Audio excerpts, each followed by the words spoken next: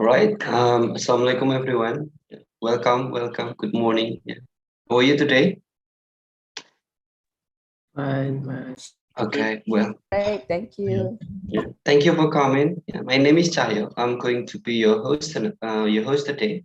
It's really nice to meet you. I hope you are all doing all right.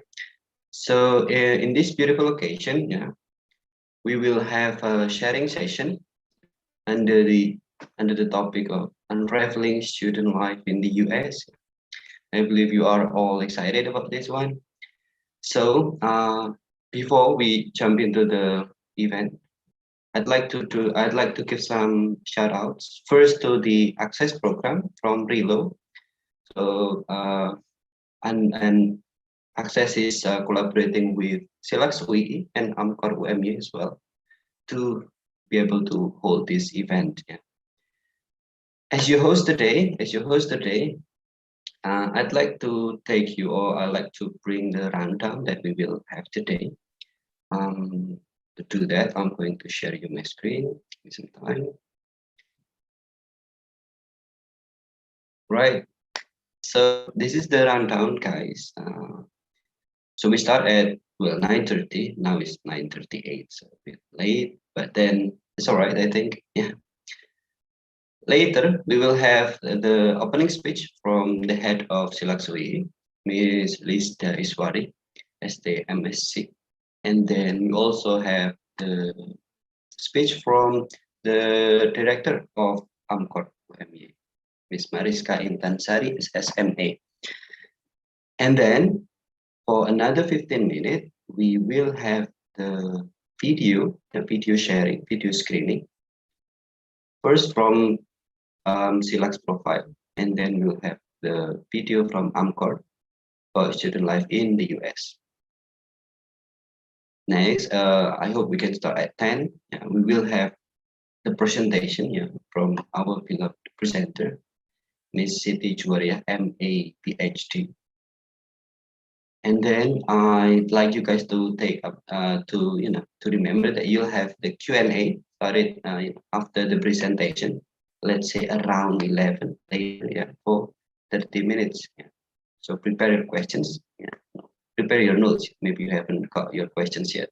But after the presentation, if you want to ask questions, you'll have 30 minutes to do that. And then we'll have the closing. Yeah. After that, we'll have the photo session as the usual. All right. So that's basically it, the rundown. Without further ado, yeah, time is really limited. Now, I shall welcome the speech from the head of cilacs.uii first, Miss Ida Iswari. The screen is yours. Okay. Thank you, Mr. Cahyo, for the time that has been given to me. Okay, everyone, good morning. Okay, let me start my welcome notes here. Assalamualaikum warahmatullahi wabarakatuh. Alhamdulillahirabbil alamin. I'm very glad that today we can hold today's meeting. But first, let me say the Honorable Ibu Siti Juwariyah as our main presenter today. Thank you for accepting our invitation, and also here for Ibu Mariska Intansari as the Director of American Corner of Muhammadiyah University of Yogyakarta. Thank you, Ibu Mariska, for willing to help us so that today's event can be held. And I really sincerely hope that in the future, we can collaborate again, to share the knowledge and also our experiences, to our community. And also, I welcome the respected of RELO representatives, teachers of access program. Here we have Mr. Ade Wirasanjaya and also Miss Apri Mulyani, and my great team from CAPS. And also for sure, students of access program and all participants. Today's event is one of the enrichment activities given actually for our students, for access students. So access students in Yogyakarta, we have 20 students that comes from some universities in Yogyakarta. So not only from UII. And we are very that cilacs has been chosen as one of the 5 universities in Indonesia that are trusted to help this program for 2 years, from 2020 until 2022. Sorry for my English. And so we have done for the first semester, and start from Monday, we will get into the second semester. So this is a 2 years program. So this is an intensive English language instruction program. It is a global program, since 2004, and has been held in more than 80 countries. Okay, so everyone, we really hope, that all of you will enjoy today's discussion and gain some knowledge, about about being students in a developed country such as United States. And I hope that you may get some overview and also motivation, and also knowing some American cultures. Okay, thank you once again. Enjoy your discussion. Assalamualaikum warahmatullahi wabarakatuh. Waalaikumsalam warahmatullahi wabarakatuh. Thank you so much, Bu Lista. Thank you. Welcome. All right, that's the speech from the head of cilacs, heads of cilacs, and then we will have the second speech, which is from Miss Mariska. So, for Miss Mariska, PhD, the screen is yours. Thank you, Mas Cahyo. Bismillahirrahmanirrahim. Assalamualaikum warahmatullahi wabarakatuh. Good morning, everybody. I hope that everybody is safe and healthy amidst the pandemic COVID-19. Let's hope that the virus will soon go away from the earth.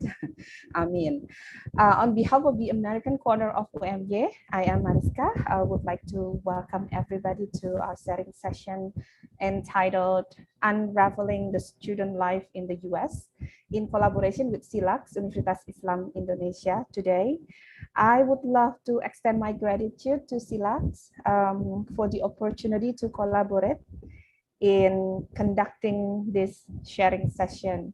Thank you, Ms. Lisda Iswari and Mas Adit for opening the window for us to be a part of access program at UII, at cilacs, Universitas Islam Indonesia.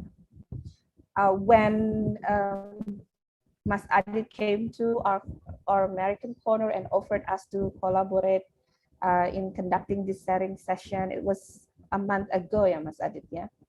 I was very excited because sharing information and experience in studying in the US is one of our core programs at the corner. One of our objectives are to provide comprehensive information on studying in the US in hope that it can help students, Indonesian students who would love to study in the US, so that more and more students from Indonesia can study in the US.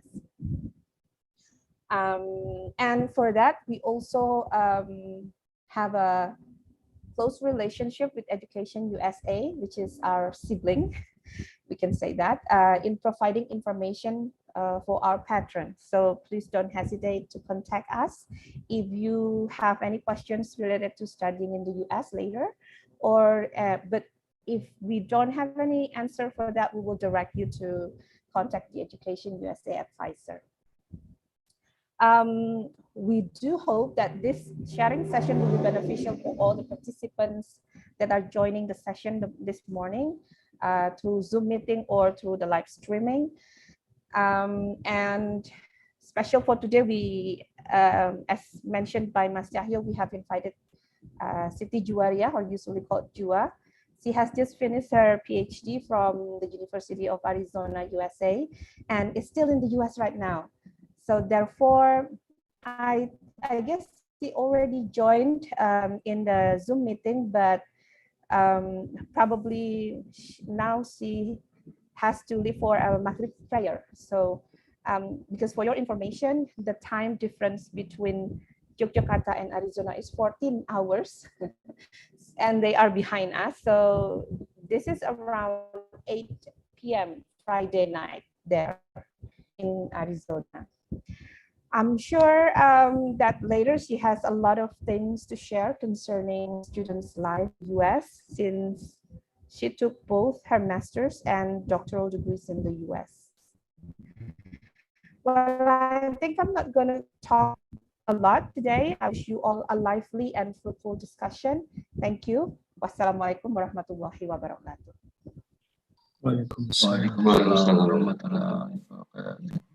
Thank you so much, Ibu Mariska. Yeah. Thank you so much for the speech. Yeah. As she mentioned earlier, our presenter is still doing the Maghrib prayer. Yeah.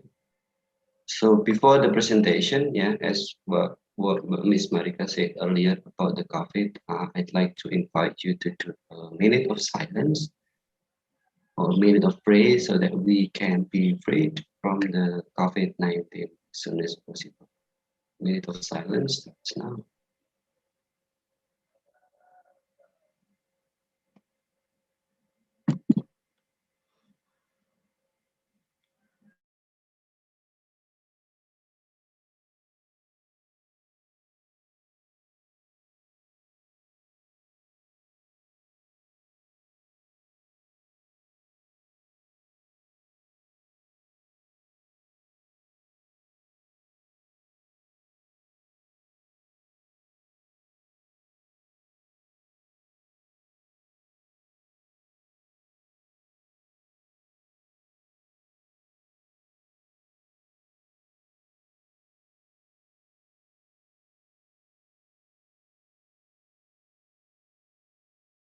All right, that's it.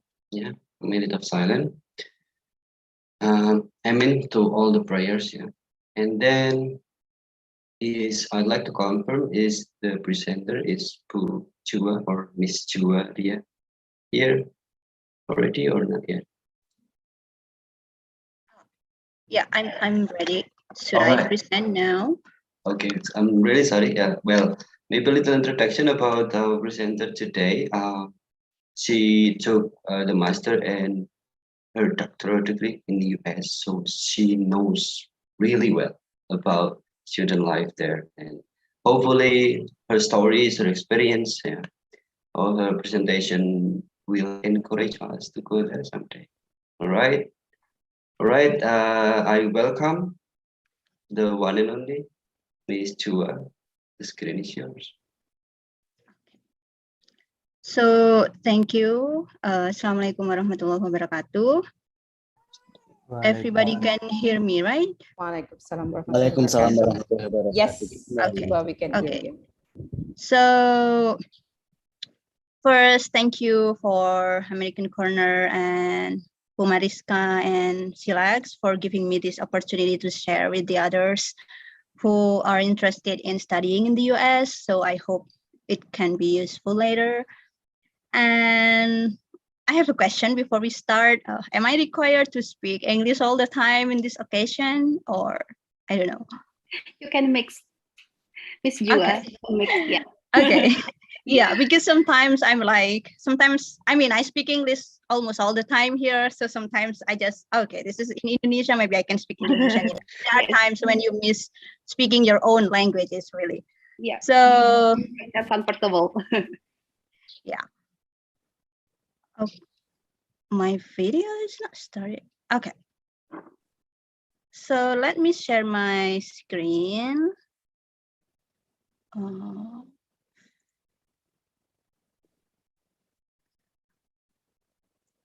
Okay, this one.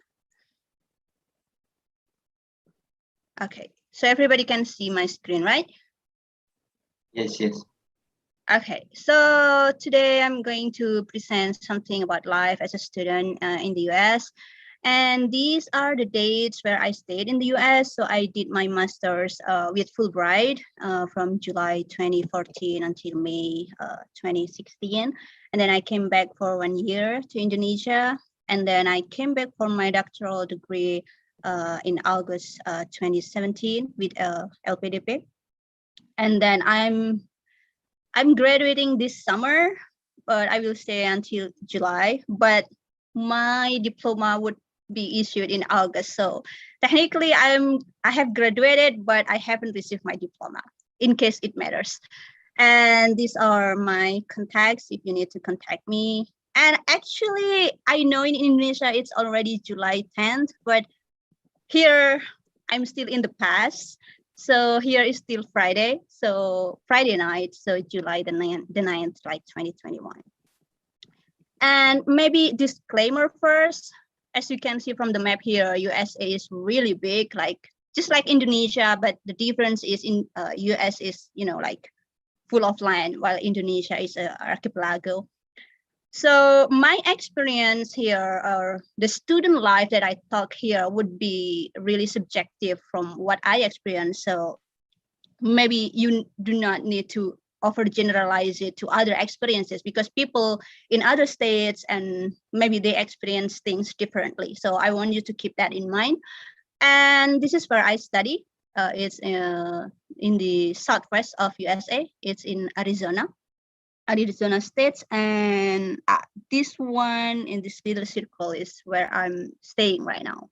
That's where University of Arizona, because there are 3 major universities in the state, like University of Arizona, and then Arizona State University, or ASU, and then Northern Arizona University. So please keep that in mind while you listen to my presentation today. And then life in the US, I will talk about first maybe a little bit about personal life, and then academic life, and maybe if we still have time, I can talk about scholarship experience, and maybe perhaps, like tips and tricks how you can get scholarship.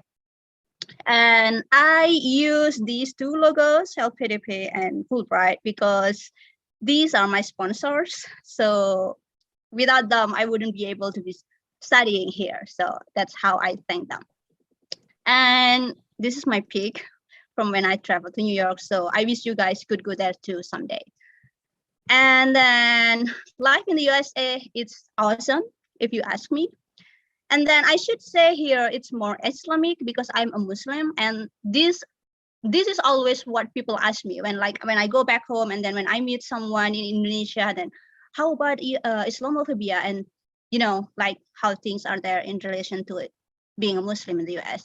And I think it's pretty Islamic. For example, in Islam, we have that phrase an-nadafatu minal iman, which means like cleanliness is part of your faith, but you can see how dirty and how filthy it is in Indonesia, like in many areas. But here in the States, maybe it is not an Islamic country, but really it's mostly the places are clean. It's really amazed me for the first time I came here. And then in Islam, we have this phrase like wal ashrik, like in Indonesia, like demi masa. And then, but how people in Indonesia, even in academic institutions, like you start a meeting at this hour and then it's just, running late and stuff. But here people are punctual. So I think, it is more Islamic because they value time a lot.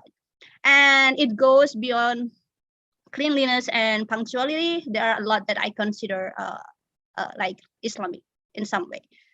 And then nice and helpful people. Sometimes I get on the bus and then they would compliment me like, oh, your bridge is pretty. And I feel like, oh, really? Okay. I never got that in Indonesia. That's why it's really nice for me. And then when I first arrived in the States, I once went to Walmart, some kind of grocery shopping center. And then a complete stranger gave me a ride home. At that time, I rode my bike, but it was really hard because I arrived in summer. And those experiences made me think like, oh, okay, like people talk about these bad things in the US, like how people are afraid of Muslims and stuff. But I guess like, bad people and good people exist everywhere, even in Indonesia. Not every Indonesians are good, right? But like in the US too, not every American is bad. So there are some bad people and there are some good people. And maybe I'm lucky enough to meet the good and kind and the nice ones. And people mind their own business. They are not going to ask you kapan nikah, kapan kawin, kapan punya anak or something like that. So they really respect your privacy. And that's what I love a lot here too. And then organize like the traffic and then the line when you go to grocery shopping, how people would not cut your line. They will stand in line until they get their turn to pay or something like that. So that's how I love US. And maybe this is kind of selfish, like people don't like me comparing my country and then my experience in the US, but I think I wish I could have all these nice things in my country. I mean, you don't need to go abroad just to experience nice things, like, I mean, going abroad is one thing, but getting this nice thing, like, which is like basic needs, like you want to be clean, you want to be punctual, you want to be respected, you want to be valued. And it doesn't have to be in the US. I want in Indonesia to be like that too. So this is what I always share with people whenever I talk. So basically I talk about the same thing, but I hope you guys understand. But like seeing these perspectives and experience, I hope you can apply it in Indonesia, even though you haven't maybe been to the US. And maybe that's all if you ask. This is the picture when I traveled to Tennessee. That's where Taylor Swift came from, if I'm not mistaken. So they treated me like a tourist. I know in Indonesia, we love taking picture with, white person with our bule, like, can I have a picture with you? But here when I travel, like some people would be, oh, can I have a picture with you? Oh, okay. And these are my lovely friends at that time. And these are some activities that I did. So it's not just, like writing something, doing my assignments, like school, home, no. So this one is when I went to a school here, high school or middle school, I forgot, but I came to the school and then present something about Indonesia, and then they would ask about Indonesia, about Islam, maybe because I'm wearing hijab. But I think it's a good chance, like, to give people perspectives, because especially Americans, maybe they only know Islam that is portrayed in the Middle East, but they don't know about Islam in Indonesia or in the Asian countries. So I think this is also a good chance for me to tell them or give them another perspective or point of view. And then this is also a chance for me to introduce them to Indonesia, because maybe many people know Bali, but not many people know Indonesia. I don't know. But if you notice, I always wear batik. I often wear batik even when I travel. So that's how I show people where I'm from, because when people are interested, they're going to ask, oh, your clothes is good, what is that? And then I get to explain stuff like that. And then the second pic here in the upper right, this is when I help train some students in the local school, Saman dance. Because you can see here in the picture at the bottom, I joined with Permias. Permias is like student association in the United States. So with Permias, I performed Saman dance, and we got third place at that time. And that's also how we introduce Indonesian cultures to people here. So I think by studying abroad, by studying in the US, it also gives us a lot of opportunities, more than just studying and being in class and then talking with your professors, but there are a lot to explore and to do. And then now talking about academic life in USA, it's very detailed and thorough. Like, for example, at the first meeting in each semester, you will get a syllabus, and it will tell you what kind of books you need, and then what kind of assignments you need to do. And then, for example, on the second meeting, you are required to read this article, this book, and then you are required to do this assignment. You have to submit it before this, and then this is how you are going to submit it. And that's until the end of the semester. On certain meetings, they are going to tell you, oh, this is not being decided yet, so I'm going to tell you later. But it's never sudden. So it never occurs something like, sometimes teachers the night before give you assignment, okay, please do this and then submit it tomorrow. It never happened like that. So if you are a good student and a diligent student, sometimes you can finish your assignments way before the deadline. So you can plan other stuff. For example, traveling, that's what I did because I love traveling. So that's how really structured everything. So it's very detailed, and if you have questions, you can always answer, because the professors always have office hours. So there are times when you can meet or make an appointment with your teachers or with your professors, and then ask about what you don't understand or what you need to know more. And then it's really private, so you don't have to feel embarrassed about like sometimes you feel shy, and then sometimes you feel embarrassed to ask in class, because maybe you don't feel okay because there are friends around. So you can use these office hours as a private place to communicate your concerns or your problems in your study. And then the teachers are really appreciative. So they will tell you nice things. Sometimes I don't know if they are just being nice or if I'm really smart, I don't know. But they never said something like, excuse me, kamu goblok banget sih, gini aja nggak bisa. They never said something like that. So they will tell you something like, oh, it's really nice. And then they give you constructive feedback, like, this is nice, but you can improve this by doing this. You can make this better by doing this. But they never let you down. So it makes you want to try harder because they appreciate you. They know that you work hard for that. So, and then you know that you can still be better with their feedback. So it's really appreciated. And then again, confidentiality. Your privacy again is protected. Like, they cannot even tell my grade to my sponsor without my agreement, like without my permission. That's how protective they are about our privacy. So your confidentiality is really guarded in some way. So you don't need to worry about your friends knowing your grade, or maybe you are worried that I got the worst grade in this class, I'm feeling embarrassed or shy. You don't need to worry about such things, because they're not going to tell you they're not going to tell everyone about your grade or something. So you can rest assured about that. And then originality or no plagiarism. This is a very important and significant and urgent matter in the States. So please avoid copy pasting something or some like, you know, maybe you are used to copying something and then pasting it and then submitting it and then claiming it as yours. Here you cannot do that because you will be found out, and that's going to be your end, if I can say. So really avoid that. If you need to cite, then you have to cite properly. So that's how we respect or appreciate others' work. So maybe you have to keep in mind and then like practice doing that from now on. And then don't worry about, but I don't speak English, my English is bad, and so forth, because we have a lot of facilities here, like writing center. They're going to provide you with as much as help that you need. Like they provide you with writing center, they're going to help you with your writing, and you can always consult them, and then it is for free. And they also have the international office, and then they have this international student association. Then there are a lot of things that will help you. So before you think about, you know, what stops you or prevents you from studying in the US, think about these help and these facilities that are available to help you here. So you don't need to worry. All you need to do is just giving your best.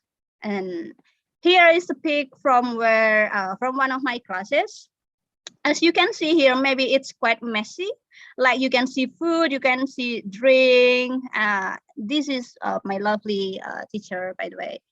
And the class, in my department, the classes are pretty diverse. So for example, you can see somebody from Saudi Arabia, from Venezuela, from Turkey, from Germany, and then some people from USA, but even the American students are usually, they usually have experience going abroad, like, you know, teaching English somewhere. So the people are really pretty much open-minded. But please keep in mind, this is in graduate level. I cannot say much with the undergraduate students, like mahasiswa S1 in the US. I cannot really say much because I rarely take classes with them. But as you can see here, it's pretty fun. There's no such thing about, you know, like too much distance, you know, but people mingle, and then the focus is you can study well and you can learn. That's the main concern studying here. So you don't need to worry about things that are usually worried in Indonesia. And then here we go. I still have time, right? So my scholarship experience,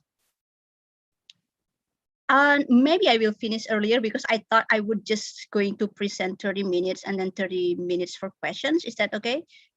Maybe somebody can. Sure. Okay.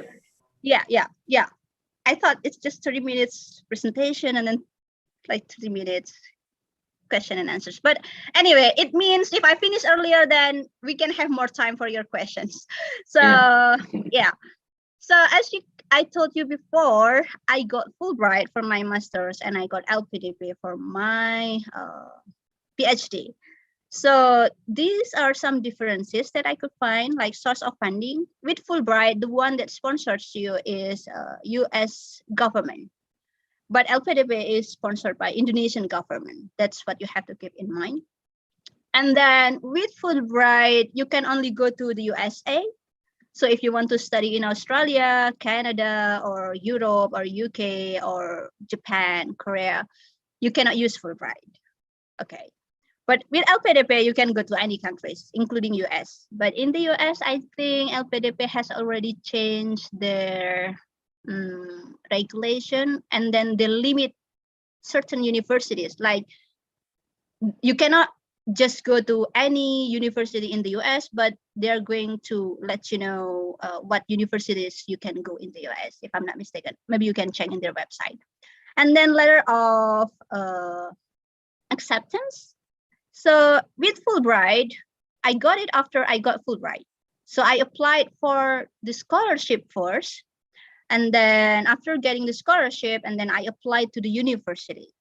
With LPDP, I think you can do either before and getting, but some people told me before that once you got LOA, your chance of getting LPDP is getting higher. So that's why I applied to my university first, and then I got the letter of acceptance, and then I applied for LPDP. So it's quite the opposite of Fulbright. So Fulbright, you apply for the scholarship first, you get the scholarship, and then you apply for the university, and then for LPDP, I applied for the university, and then I applied for the scholarship, and then I got the scholarship.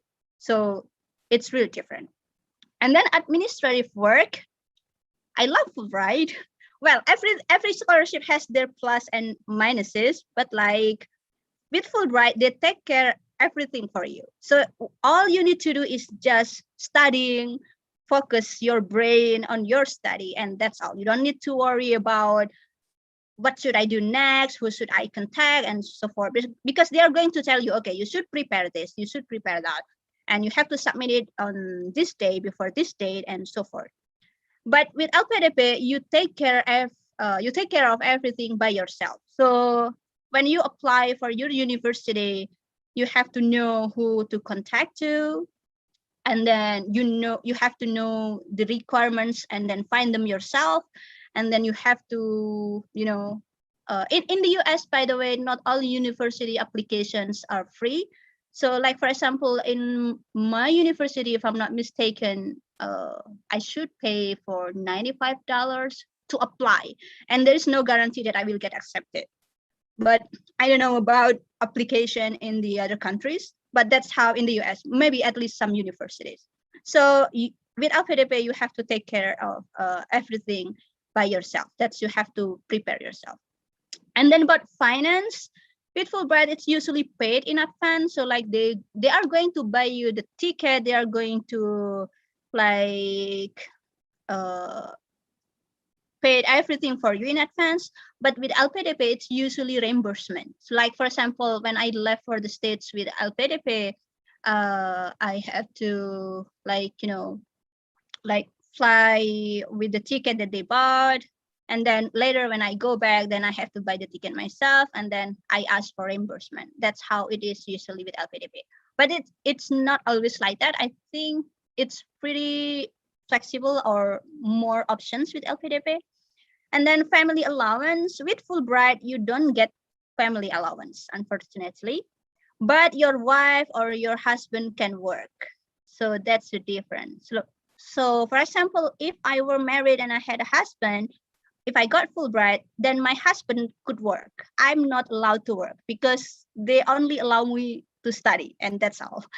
But with LPDP, it depends. The last time I knew, if you got masters for LPDP, they are not going to give you family allowance.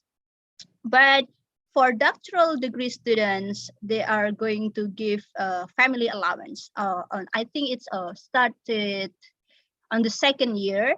And I'm not sure about other countries, but in the US, if you got the visa with LPDP, you are allowed to work, but your spouse is not allowed to work. So for example, if I had a husband, my husband could not work, but I can work. So that's because with Fulbright and LPDP, the visas are different. Like with Fulbright is DS 2019, yeah, I guess. With LPDP is I-20. So they have different regulations. Probably because with Fulbright, it's sponsored by US government, but LPDP is sponsored by Indonesian government. So maybe they have different regulations in the US. So like that. So next, tips and tricks. This is not really tips and tricks. I think it's like general knowledge, but I just need to say, so I have something to say. So first, know the scholarship. Like if you want to apply for Fulbright, then know Fulbright. And then if you want to apply for LPDP, then know LPDP, the requirements, the processes and steps, deadline, etc. Because, like the requirements are different. Like for example, for Fulbright, you can still use ITP TOEFL. What do we call it? Yeah, ITP TOEFL, not IBT, not IELTS, but you can use that too. But like for someone who are poor like me, ITP was really helpful because it's cheaper to take. So you can use that to apply for Fulbright, but you cannot use it to apply for LPDP. So you have to really pay attention to the requirements, and then the process, what you have to do first, and then what you have to do next, and then Is it the interview first, or is there any other test and so forth? And then deadlines. And you really need to pay attention because usually the scholarship, Fulbright or LPDP, they always update their policy. Like maybe this year the deadline is February 15, but maybe next year it would be delayed to April 15 and so forth. So you really need to pay attention to those things. And then prepare and send or submit before deadlines. So if the deadline is next week, don't send it one day before next week, unless you maybe live in the same area. But I think it's better to be safe than to be worried about, maybe I'm late. I mean, you don't want to be rejected just because you are late when you are actually qualified for the scholarship. So I really want you to prepare and send or submit it before the deadlines. And then pray. Maybe this doesn't sound scientific for you, but somehow I believe this is what helped me, like my parents' prayers. And then, you know, the prayers of those people, they are important to you. And then of course, your own prayers too. At least it can give you some sense of comfort and ease. Like if you get it, then you can be thankful. If you don't get it, then that's fine. You can try another. It's just like to make you more peaceful at yourself. And then check your email often, including spam folder. This is the mistake that I did when I applied for Fulbright. So they sent me a message about, you know, like, congratulations, you got accepted. Could you please come for the interview and blah, blah, blah. But I didn't figure it out until like I think it's a little bit late that I have to email the committee. I'm really sorry. I just found your email in my spam folder because I didn't know that I got the blah, blah, blah, and I have to explain. Imagine if you got it and then you didn't check and then you actually got a scholarship, but you forgot to check your email and then they consider that you reject their offer. It would be, you know, like some kind of regret that you will not get past in your life. So please check your email often, including spam folder. And then if you get called for interview, these are my tips. First, be confident, but not arrogant. I believe you know the difference. Like you can tell when people are confident and when people are just being arrogant. Like confident people makes you feel like, confident people makes you like them because they look so nice. They look so comfortable with themselves. They're just confident, but arrogant people annoys you. I'm annoyed with arrogant people. I don't like arrogant people. Like arrogant people annoys you and you know they're just maybe showing off or, you know, bragging or something. And it's different. If you can tell those differences, please try to reflect on yourself and then see if you are just being confident or if you are just being arrogant, because it will affect the interview. Again, people do not like arrogant people, but people do love confident people. So try to be confident, but not arrogant. That's when you have the interview. And then be honest. So to be honest, like getting scholarship is just one little step. Like it's really a little tiny step, because the real challenge is when you start your study in the US. That's why I want you to be honest. Don't fake your TOEFL score. Don't fake your IELTS score. Don't fake your essay or stuff. Because again, if you fake those things and then you got the interview and then you got to study in the US, you will be in trouble because it will be much harder than you can imagine. So please be honest. If the interviewers do not like ask you something and you don't know the answer, you can just say, I'm sorry, I haven't studied that, but I want to learn more. So that's how you deal with such questions. Do not make up something. Yeah, I know that. And then they will ask you further question and you don't know what kind of lies you can tell them anymore. So please be honest. And then be open to suggestions. Like when you don't know the answer, you can always ask them back, like, could you tell me more about that, because I'm interested, or something like that.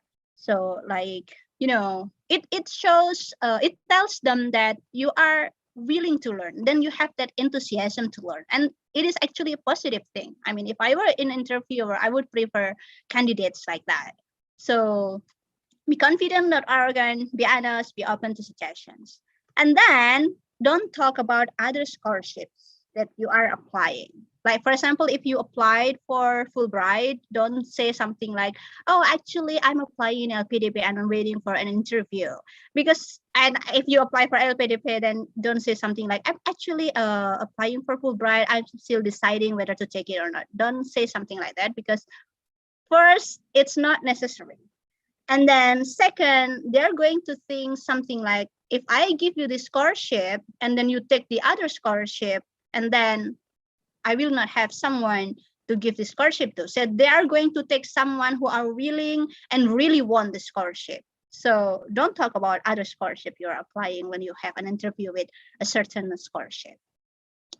And do apply, browse, read, ask people, and then apply. Because if you don't apply, you will automatically be rejected. You will not get it. And then, but if you apply, maybe you will get rejected, maybe you will not get it, but there's also a possibility that you will get it. So this is what I always tell people. Like, I mean, if you don't apply, you will never get any email saying, congratulations, you get the scholarship. Life is not that good, you know. So apply. If you fail, then life goes on. If you get it, then you have another chapter in your life. So that's how I think that's how we should live our life, I think. So please. I'm using this picture. Maybe I'm showing off a bit because I love traveling, but actually I want to motivate you. Maybe it can motivate you more or encourage you more to be studying in the US or to get a scholarship to study in the US, because really, like, during the break, I mean, I don't travel all the time. Usually during the break only, then that's where you can explore the states, and then you get more experiences, and then you get to see more of the country. And I guess that's all. If you have questions, please do ask question. I will stop sharing my screen, I guess. Thank you. I give it back to the committee. All right, thank you so much, Miss Chua. Thank you so much for the, I think it's a really inspiring story, it's a really inspiring presentation, yeah. Before we go to the questions, I'll give you the time to construct your questions. I should have shown you the video screening from Anchor earlier before the presentation, so I'm going to show you now. So yeah, I'm really sorry for that. It's purely my mistake. So for Bu Mariska, I will let you share the video screening from American corner of UMY. Okay, wait. Thank you, Mas Cahyo. Okay, well, thank you for the time given to us, Mas Cahyo. As it is requested when we have the meeting, we try to find video that can show you a little bit about the US education and the school life in the US. Well, actually, Jua has talked a lot about it, and I do love the explanation that Jua has given us. Can't agree more, Jua, especially the one that you share about the, what is it, the academic life in the US. Well, actually, we do not really have time to prepare a video, so then we took the video from the Education USA YouTube channel. Yeah, we have chosen 3 videos in hope that it can give you a general picture about studying in the US. And also later on, if you are interested to study in the US, to apply for a scholarship or to apply for the university in the US, then you know what to do. The first video shows you the steps to studying in the US. And then the second one will show you US college and university classroom, just a little bit insight on it. And the last video is on a video related to what the Education USA offer you or can give you. So enjoy the video. Let me share my screen.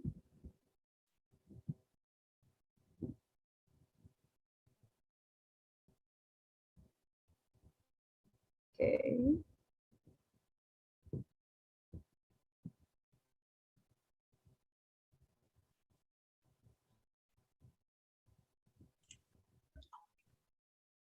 Maaf, Bu Mariska, audionya belum masuk, Bu Mariska. Oh, really? Wait, berarti sharingnya saya stop dulu ya, sebentar. Saya lupa. I think I forgot to hit the share sound. Okay, let me try again. Why study in the United States? Working now? Take the first step now Yes. toward a U.S. college or university degree. It will be one of the best decisions you will ever make. Who studies in the United States? More than 4,900 accredited U.S. institutions of higher learning provide education to nearly 20 million students. Programs of study are offered in hundreds of subjects, allowing you to choose what is best for you. Picture yourself as one of more than 723,277 international students studying in the United States. Where will you study in the United States? With diverse student populations, activities for every interest, and dazzling landscapes from coast to coast, you're sure to find the right campus setting for you in the United States. Is study in the United States affordable for international students? The United States offers the greatest range of tuition, fees, and living costs, making it the premier destination for hundreds of thousands of international students. Education USA, your official source on U.S. higher education. Professional advisors in more than 400 Education USA advising centers in 170 countries worldwide are ready to help you with information and advice. Your journey to study in the United States begins today. This is the second one.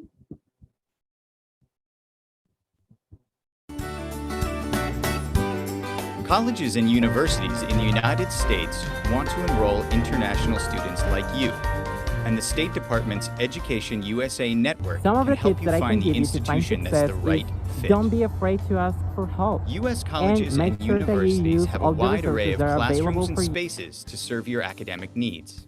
Small seminar classrooms facilitate close interaction with professors and classmates.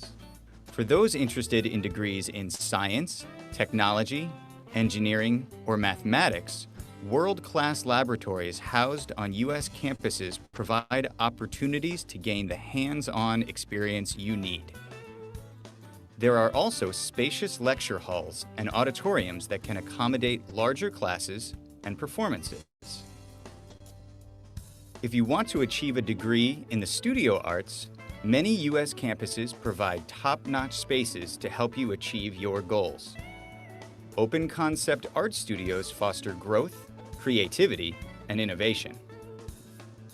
Music studios also provide practice space and encourage collaboration with your peers. Audiovisual labs offer access to the latest video production equipment. International education is for everyone, so no matter what you want to study, U.S. colleges and universities provide a space where you can achieve your dreams. Visit Education USA's online resources to discover your future today. All right. And then the last one is about Education USA. Wait. There's more. Oh. Oh, I guess. Oh, I'm sorry. I think just that two videos. Sorry, I think I closed one of the videos. Sorry. That's all. The video introduction, a little bit about the U.S. colleges and classroom, and also on Education USA. Later on, if you if you are interested in studying in the US and you want to ask questions, you can always contact us, the American Corner of UNY, or you can always contact the Education USA advisor across Indonesia. That's all from me, Mas Cahyo. Thank you. All right, thank you so much, Ms. Mariska. Well, yeah, that's a wider picture of other universities. Yeah. Now we get to the Q&A session. Yeah, Ms. Chua earlier has mentioned about the finance, the scholarship, about the life, about the doing job and other activities. So if you have question, I'd like to invite you to raise your hand, use the feature, is the Zoom feature, and then I'll let you to ask your question directly. One each, so one at a time, because we have plenty of time. Okay, the first one, let's see, I'd like to choose Mas Ibrahim here. You have raised your hand. So Mas Ibrahim, I welcome you to ask your questions. Okay, thank you. Hello, Mbak Jua. Hello. Okay. Okay, thank you very much, Mbak Jua, for always being an inspiration. It's an honor for me to meet you again, even here virtually. The presentation is very tempting, to be honest, especially to study in US, especially in the final pictures, traveling. But I have 3 questions. Three questions. Sorry. Okay. So I have 3 questions. First of all is we will spend, for example, 4, 5 years or even more, if I read in a blog or watch from a vlog, studying in the US, it takes time, to be honest, but you graduate really fast, you're really smart. And my question is, success in this journey of doing PhD, apart from being determined by ourselves, is also determined by the our supervisors. Are there any maybe tips or I don't know how to choose the right supervisors? Apart from the academic integrity, you know, they are smart, but it how to say that it maybe their behavior or attitude. How do we know about that? Because, you know, we will spend those years with only 1 or 2 supervisors. Yeah, that's my first questions. Okay. And the second question is about the GRE.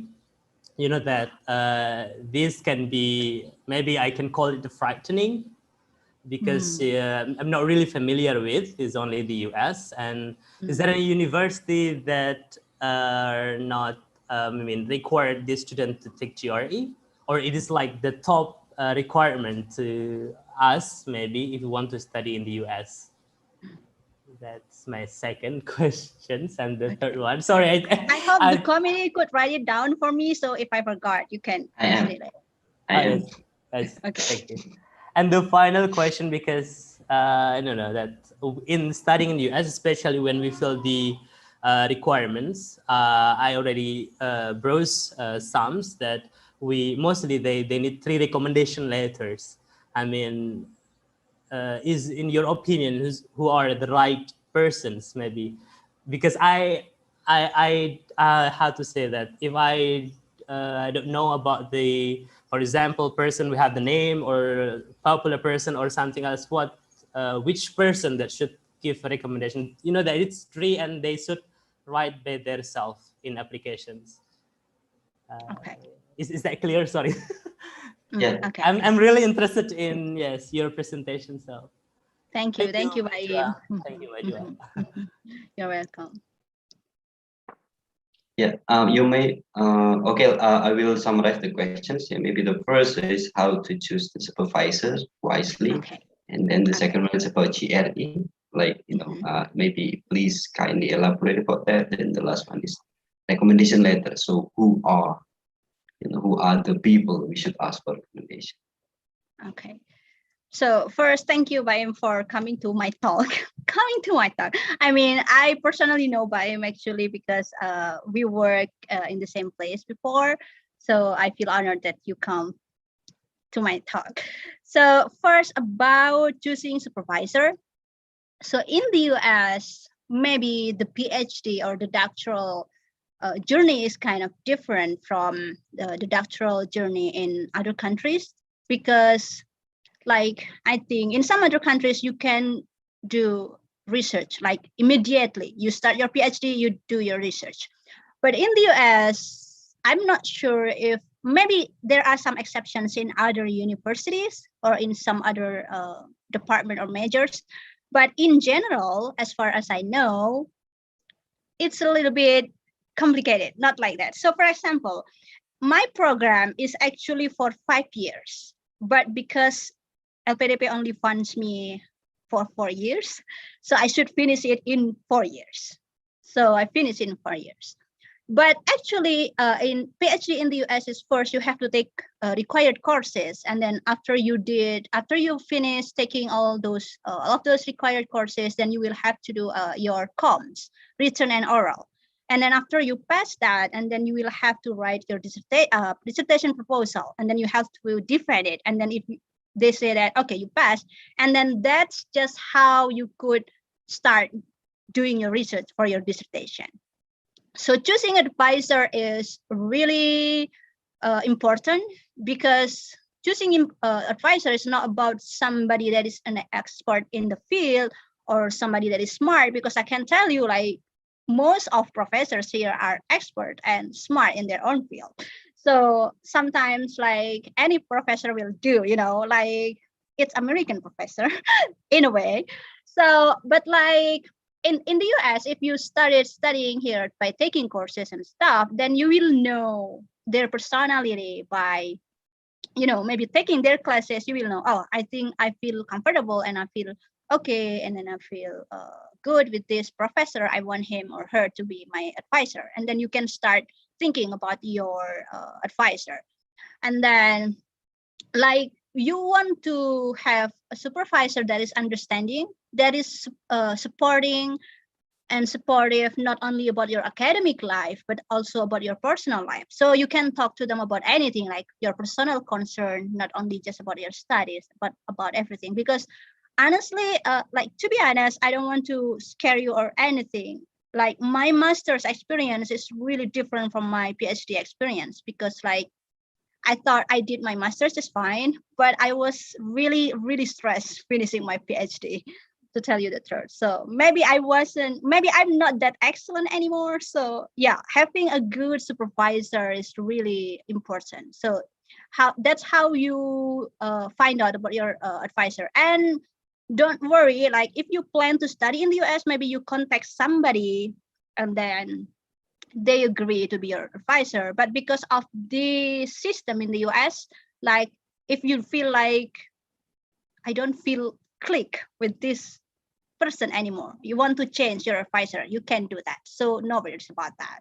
Like, I mean, your initial step will never determine your final step in doing dissertation. So you can always change. Like, for example, my proposal maybe slightly changed from the first time I started my PhD, and then my dissertation is a little bit about something else. And that's really fine, because again, you have to go to through the steps, like taking courses, doing comms, and then writing dissertation proposal, and then writing dissertation, and then defending your dissertation. So you have all those steps that you are going to get through. And then about GRE, yeah, I forgot talking about that. But yeah, GRE is unique to the US. So maybe you don't need to do that in other countries, but in most of US universities, it is required if you want to pursue a graduate study. But worry not, I think some universities and maybe some departments now kind of waive that. So some students do not need to take GRE. And I remember, even in my university, it depends on the department or major, because when I'm not sure when it is, maybe I was still doing Fulbright, or maybe I was already PhD, I don't know. But there was this student coming in with LPDP, and then when I asked them about, so how was your GRE? And then they said, I didn't take any GRE. And I was damn jealous, because I know how hard it was to take GRE for me. Maybe Mariska can tell you too, Ibu Mariska, how hard GRE and how scary. Yes, it is scary. So worry not, because like, and I think some universities kind of like, especially with the pandemic, with COVID, they want international students, and sometimes they start waiving the GRE. As I think you can always ask an email because their website is pretty reliable. So if you find a university you want to go to, and then there is a contact there, you can always email them and then they will respond to you. So do not worry about that. And then you can always ask, what about GRE and stuff? And then if they tell you, oh, if you are going to study here by scholarship, then you don't need GRE, then you don't need to take GRE. But if they tell you to take GRE, then you have to take it. But yeah, it's hard. It's not easy. In a way, it's scarier than TOEFL or IELTS because you need not only writing, but you needed to do math too, like quantitative reasoning. So like you need to remember about the math lessons in your high school, in a sense. So yeah. And then the last question about whom you should ask for recommendations. I think it would be best first from your advisor. Like if you did your undergraduate study in the in Indonesia, and then you want to study in the US for your master's, for example, you can ask your thesis, undergraduate thesis advisor, or maybe you know someone that is like maybe you know the secretary of department like Sekjur or Kajur, you know, you can ask those people. And especially if those people actually have a name, like maybe many publications and stuff, you can ask them. And especially if you have already taken their classes, you can ask them. That's what I would recommend. If you have a teacher with Fulbright experience, if you want to apply Fulbright, then use them. Yes, I use the word use because yes, you are going to use them because they can help you, like promote you in a way to get the scholarship, Fulbright scholarship. Because when I applied for Fulbright, I asked for one of my recommendations letter was from lecturer. I think he was a secretary of department or maybe the head of department at that time. But then I found out that he was actually a Fulbrighter. So, oh, okay. So, and then he wrote that letter for me. And then if you already got your master's degree, then you can ask from, you know, like your thesis, master's thesis advisor, or maybe one of the lecturers that whose class you have ever taken. And maybe another one, if you are employed in a institution or in a university, then you can ask your boss or your supervisor at work, so they can tell you know, like they can tell them how good you are at work, and then what contribution you are going to give when you are done with your study later. So that's my recommendations. So I think is it clear though? It's very clear. Okay, thank you. And maybe Mas Yusuf, maybe we have some questions in the chat room too. Maybe you want to address that. All right. Yeah. Okay. I will start with the first question from Ibu Lista, actually. My boss, so I'm afraid not to ask her a question. The question was, give me some time. How is the school or university conducted during this pandemic? I mean, we have online classes here. How about that? What's the difference? Yeah. So with the pandemic here, they mostly, because I was just doing dissertation, so actually the pandemic didn't matter much because I only meet with my advisor, you know, like so, and we can always do it by Zoom. But I always get updates about the policies from my universities. Like mostly the classes are held online, and usually, and sometimes they are kind of mixed, like online plus in person, but they kind of limit the number of students who can be present in class. And if students choose to be present in person to take the class, they are required to take weekly mandatory COVID testing, PCR. And don't be jealous, Indonesian people, it's free here. You don't need to pay for the test. So that's one thing that I'm going to miss when I go back to Indonesia later, because the test is free. You can take the test as often as you want just to make sure that you're healthy, you don't have COVID and so forth. And then they encourage you to take the vaccine, which is also free. And then sometimes you can even choose which vaccine you want, Moderna, Pfizer, and Johnson & Johnson. It depends on which place you go to. But yeah, mostly they are online, but they are preparing to go back to in-person classes, I think starting next fall, because of the precautions that they already done. So yeah. All right. I hope that answered your question, Ibu. The next question, I will welcome the questionee who wants to ask the question directly. Yeah, Mr. Mas Fakhrul Razi. Can you raise your hand? Please, you can go your question. Okay, thank you so much, Mas Cahyo. So, Mbak Jua, first of all, I would like to appreciate your presentation because you motivate us to study more. But Jua, I want you to tell more about how you deal with your confidence. Because, for example, me, I want to continue my study, but I don't feel confidence because, for example, I worry about if I can finish my study on time or not, and also I worry about to fulfill my family needs. So, how do you deal with this, Pak Jua? Thank you so much.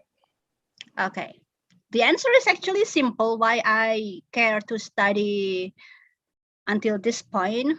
I hate to be poor. I hate to be poor, honestly.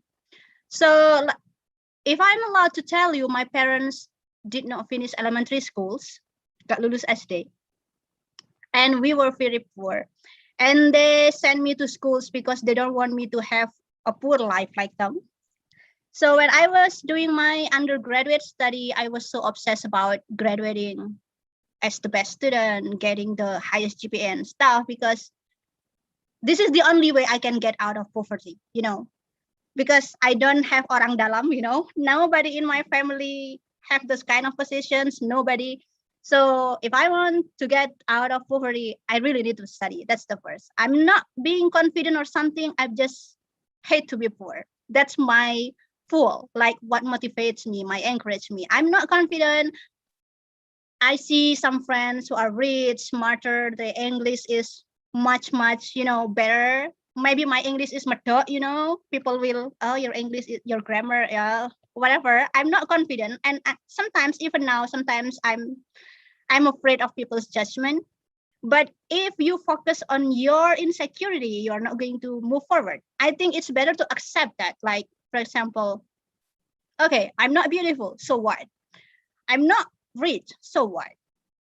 I don't harm anybody by being ugly, by being poor, and so forth. But like, so all I can do is studying, you know, like, and then you're afraid of not finishing it on time, then use that fear to finish on time. I'm afraid of not finishing on time, you know, because like I told you, my program is actually 5 years, but LPDP only funds doctoral degree study for only 4 years. I'm afraid that I'm not going to be able to finish it in 4 years. Like, I wouldn't be able to return the money, you know, I'm not that rich. And I wouldn't be able to pay it by myself if I have to add another semester. So I'm afraid, I'm scared, and I'm not confident. And sometimes I keep thinking that maybe the professors are just being nice, maybe I'm not that smart. But then if you focus on that, you will not move forward. So I just, okay, I'm not smart. This is my limitation, and I accept that. Like, you know your weakness. I mean, knowing your weakness is actually a good thing. You know that you are not confident, and it's a good thing. Then you can do something about it. But if you don't know that you are not confident, then you don't know what to do about it. But if you know your weakness, then okay, I need to do something to cover for my weaknesses or for my insecurity or something. So that's actually a good thing that you acknowledge it, because, you know, some people are in denial. If you, like, for example, if you are sick and then you say, I'm not sick, you are not going to recover. But if you know that you are sick, okay, I'm sick, I need to go to doctor, I need to take some medicine, then you can heal, you can recover. So that's how you deal it. Why I study? I don't want to be poor, you know. Now, at least with my education, I can apply for work, like for a job, and then work, get some money. I don't need to worry about, you know, how to find money to eat and survive. That's just my motivation. I mean, I don't want to give you like holy motivation, like, oh, I want to contribute a lot to the country and blah, blah, blah. But it's one thing. Yes, I love doing something for my country, but let's be honest, sometimes it starts with something personal, and that's fine, because, you know, at the end, if you are done with yourself, then you can do more for others. But if you are not done with yourself, how would you care for others, right? So that's really fine for me. So if you're not confident, it's okay, then deal with it. You already know that you're not confident, so find some ways to deal with your and to get yourself to be more confident. It's a good thing, it's not a bad thing. So yeah. And is that clear, Mas Farwarazi? And Mas Yusuf, I want to answer one question that is interesting here in the chat, if I'm allowed to. Please. So this is from M. Khairul Imamil. I want to answer the question because I think it is necessary to tell others about this. So he asked about why I say I love Fulbright, but I didn't take Fulbright for my PhD program, right? So the thing about Fulbright is you can only apply for Fulbright once in your lifetime. So because I took my master's degree with Fulbright, I cannot take my PhD degree with Fulbright again. Unless maybe I got accepted as ASN or CPN, like PNS. If I got to be a PNS, and then I can apply Fulbright, which is cooperating with DICTI. It's called Fulbright DICTI, but not the general Fulbright. So once you took a master's degree with Fulbright, you cannot take PhD with Fulbright. That's how things are. It's not because I love Fulbright, but I don't want Fulbright anymore. No. If I'm allowed to take Fulbright, maybe I will take Fulbright anymore, but that's not how it is with Fulbright. So it's once in a lifetime. So you take a degree with Fulbright, then you cannot apply for another degree seeking program with Fulbright. But if you took a non-degree seeking program with Fulbright or AMINEF, like they have some programs, not only master's or PhD, then you can then take a degree seeking program with Fulbright. So that's my answer. I hope it answers his questions. Yeah. Thank you. Okay, and then I think the next question is from one of Access student. The question is from Lisa.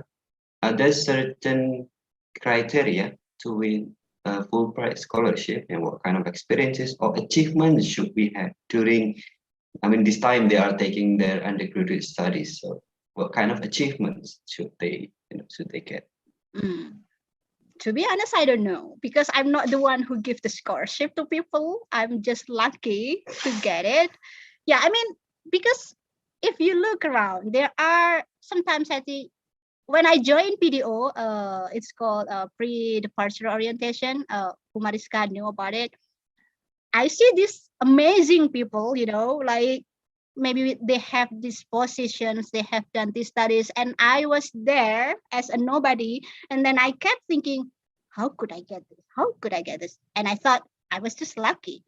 So if you ask me, is there certain criteria? I don't know for sure, but I think generally what they want is not just your past, but also your future.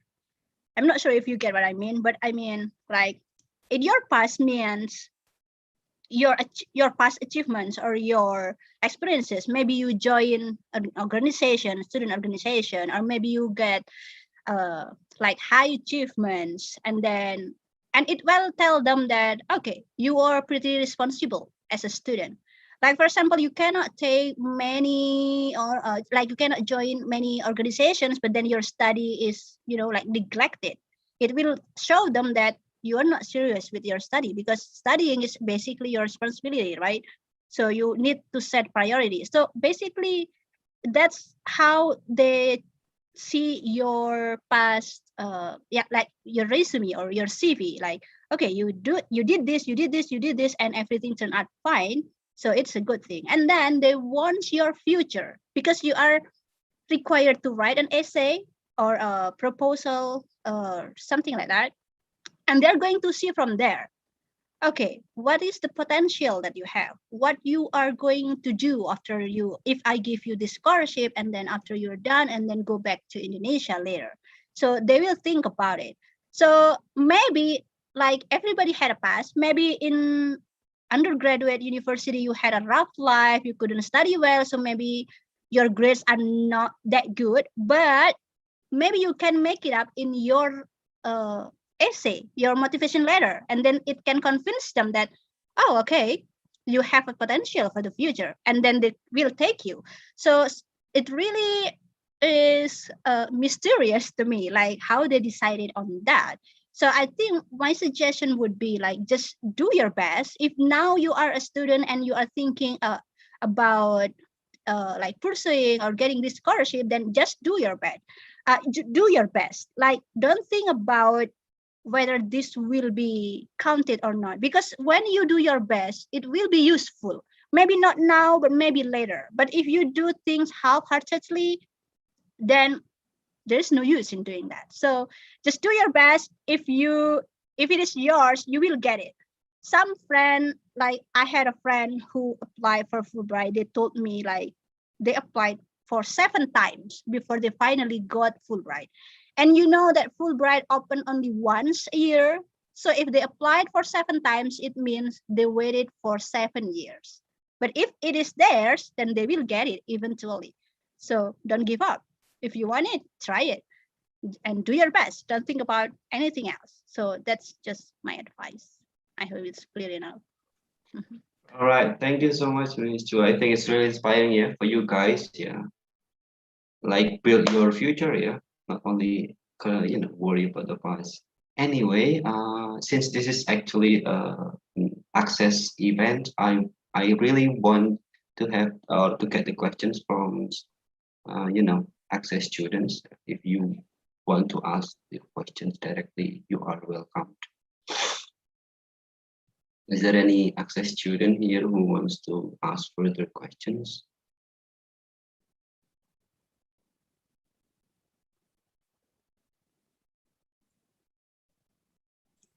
All right. Maybe me. Oh, okay. Pak Cahyo. All right. Hi, Bujua. Thank you so much for a very insightful talk from you. My name is Ade Bujua, and I'm the access teacher from Yogyakarta. Bujua, and I have a question about the habit of study. How different is it? The habit of study in Indonesia and in the USA, in the United States, but especially for master's degree. For example, like, do you have a lot of readings, and do you have to make a lot of papers or stuff, something like that? So hopefully, like the students here, after they finish their undergraduate study, they can continue their master program in the United States. Thank you. So thank you, Pak Ade, for the questions. I guess I can answer it immediately, right? So my habit, yeah, but I think it's not fair to compare it as Indonesia versus USA at first. I should make it clear, because I mean, in Indonesia, I did my undergraduate study, not master's, not PhD, not doctoral, But in the US, I did my master's and PhD. So you see that it's already different level. So, I mean, maybe undergraduate students here are the same as undergraduate students in Indonesia. We never know, right? But when I did my master's and PhD, it's pretty much the same, like, there are a lot of readings. So sometimes I'm just tired of reading only. Because like, and almost all classes will require us to write a final paper. So if you take 3 classes in one semester, then you will have to write 3 final papers in one semester. If you take 4 classes in one semester, then you will have to write 4 final papers in one semester. That's where time management is important. Like, you really have to time your studying time and when you do the readings for this class, when you do that reading for that class, when you do the assignment for that class, and then when you do that assignment for another class, and so forth. But yeah, there are a lot of readings. And maybe this is also to answer the question in the chat, like the most culture gaps that Indonesian students in the first year of study. There are a lot of readings. I thought I've never read that many articles just in one semester when I was studying in Indonesia. But when I was doing my master's the first time, like there were really a lot of readings, like from books, from articles, and then sometimes they also have this like question and answer sessions in some kind of board where you need to answer your friend's question and then respond, and then some friends, your classmates, would respond to your questions and then go back and forth, and they are all graded. So you really need to pay attention to all the stuff, like especially reading. But don't worry, because even though you have a lot of reading, it's stressful, but it's not like TOEFL test. I mean, in TOEFL test, you cannot open your dictionary, right? But even though here you have a lot of readings, if you don't understand, you can always, is this okay? Okay, so you can always ask your friends, like discuss with your classmates, discuss with your professors, and talk about what you don't understand. It's basically what we did. Like you read something and then you came to class with this knowledge or whatever you get from your reading. If you don't understand from your reading, you can ask or raise that concern in your class. Like for example, you can tell your professor or your friends, excuse me, I read this article, page this, I don't really understand. Can somebody explain to me? And that's this kind of thing. So, but don't use it as a, like an excuse. Like for example, I'm lazy to read, so I just ask it to my friends. Don't do that. So first you really need it to read it yourself, and then if you don't understand, then you can ask people. That's how you discuss and share knowledge, and then people will also know what makes it difficult for you to understand, because sometimes it's not your fault for not understanding. Sometimes it's simply the writing that is too complicated, and that's fine. That's fine. Don't feel shy, embrace to ask questions. Just be yourself, be honest. If you don't understand, just say it, and people will help you. And that's how, I guess. Thank you, Pujuan. All right, thank you. All right, I think that that brings us to the end of the question and answer session. Now I would like to welcome Mr. Catur Wahyudi from Access as the Access representative. Mr. Wahyudi, would you be so kind to say hi to everyone? Oh yeah, here? hi. Yeah. Well, thank you. I don't think I never thought that I would be mentioned here. So yeah, well, I'm just watching this and I'm enjoying this. I think at the very last minute. And thank you, Ibu Jua, for spending your time. I think it's weekend there as well. Well, I'm Catur Wahyudi. I'm one of the RELO assistant at the US Embassy in Jakarta. So this access program is, well, if you put it simply, I oversee this program. So yeah, well, thank you again. And also the cooperation with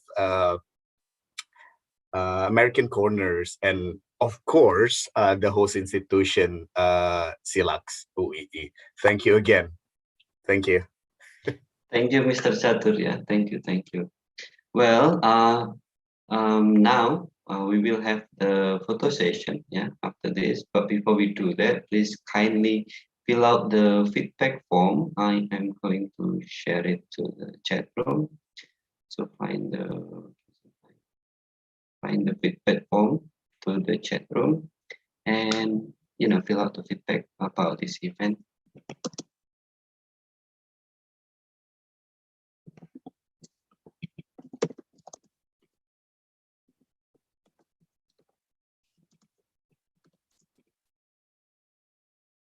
While you do that, while you do the feedback session. I'd like to have the last question maybe, so it's not going to be boring. Last question from YouTube, because we are also live on YouTube. So the question from YouTube is, with the unsteady social climate happening in the US right now, do you think the country is still a safe place to study for international students, especially for Asians and Muslims? Could you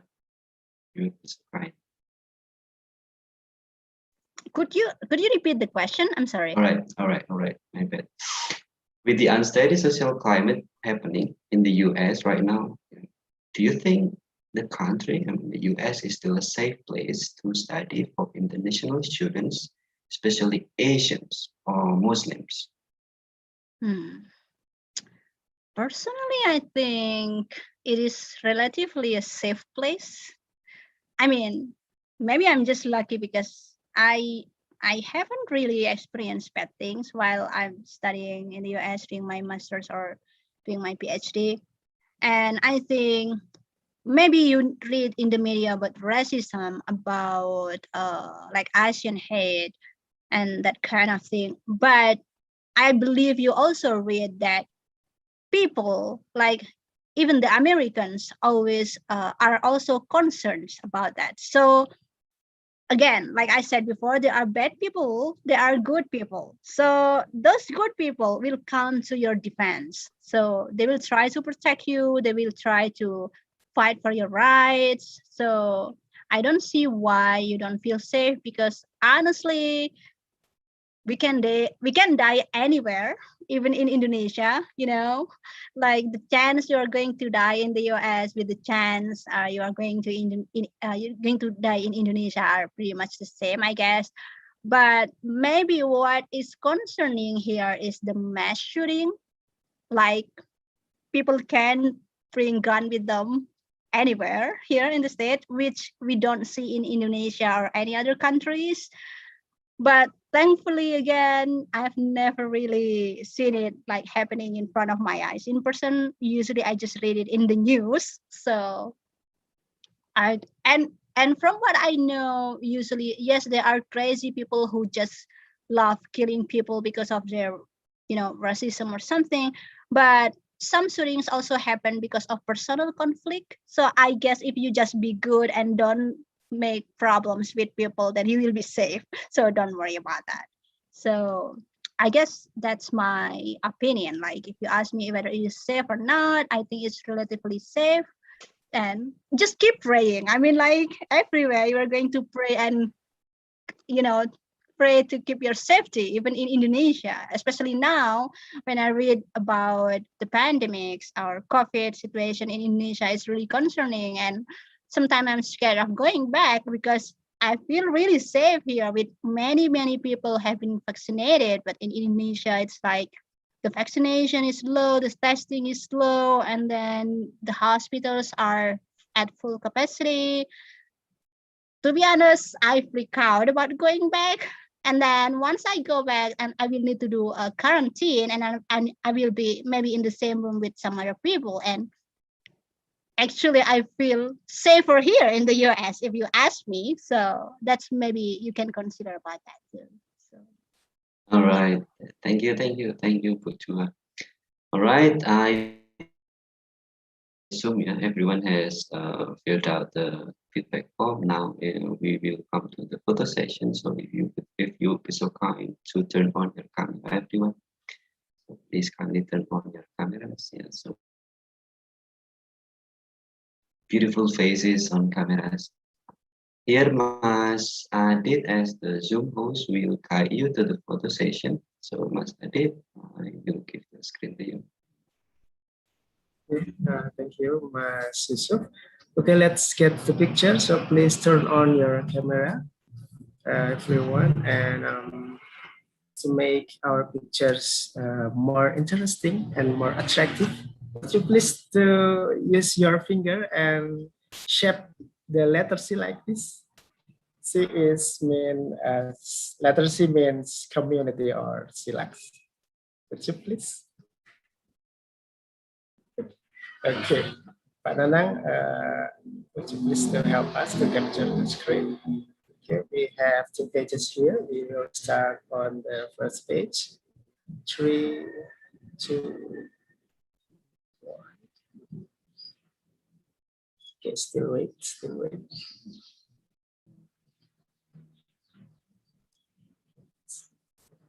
Still wait. And the second page. 3, 2, 1.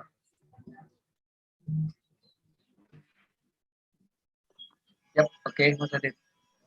Okay, yeah, okay, enough. Thank you, Mas Sahil. All right. Thank you so much. Yeah, that's it, guys. So thank you for Chua, especially, yeah, for inspiring us all. And then thank you for RELO Access, and then cilacs, for everyone here. I thank you, and then all the students are also assigned students, and you guys, the audience, have joined us here. Thank you for coming. Come again tomorrow, not tomorrow, maybe the next event. Yeah. I would like to say sorry. I made some few mistakes before. Then I'd like to close the session by praying, saying Alhamdulillah for Muslim and other things in your other languages, your other religions. Alhamdulillah. Thank you, thank you. I'd like to close it by saying Assalamualaikum warahmatullahi wabarakatuh. Take care. Thank you, Mr. Thank you. Thank you. Thank you, everyone. Thank you, Jua. Terima kasih banyak.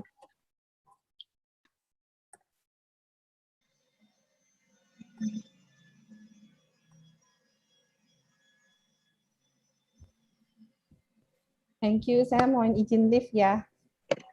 Oke, Ibu, thank you, Ibu. Baik, Bu Thank Mariska, you. terima kasih, Bu. Sama-sama. Ya, thank you. Miss Apri, terima kasih sudah join. Terima kasih, maaf saya harus ngawas di sebelah. It's okay. Yeah.